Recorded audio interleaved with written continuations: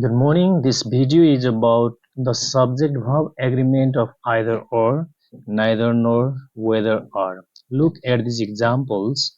Neither she nor I am guilty. I am not sure whether you or he has created the trouble. Either the students or the English teacher is responsible for the misinformation. Let's see the rule here. The subjects with either or, neither nor, whether or agree with the verb according to the second subject, or the verbs agree with the immediate subject. Look at the first example here. There are two subjects, she and I. So the verb am agrees with I here. I is the second subject, or let's say the immediate subject of this verb. And in the second sentence, whether you or he has, you and he are two subjects here, and has agrees with the second subject according to the rule here, second subject he. And the third examples, you can see two subjects here, the students and the English teacher. The students is a plural subject, the English teacher is a singular subject.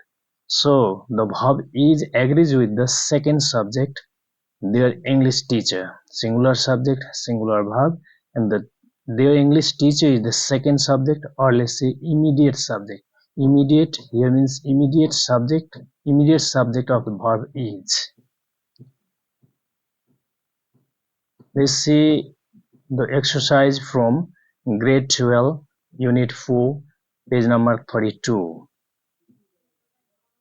The invitation is for one person. I don't mind whether you or she comes to the party. Neither the PM nor the Prime Minister has felt regret for the party split. I don't care whether he or she wins the lottery. Either the Kantipur or the Republica is used for the advertisement. She speaks in a strange accent. Neither I nor my sister understands her. I forget whether the singers or the actress was given in the Filmfare Award last year. Neither the tracksuit nor the pajamas fit me perfectly.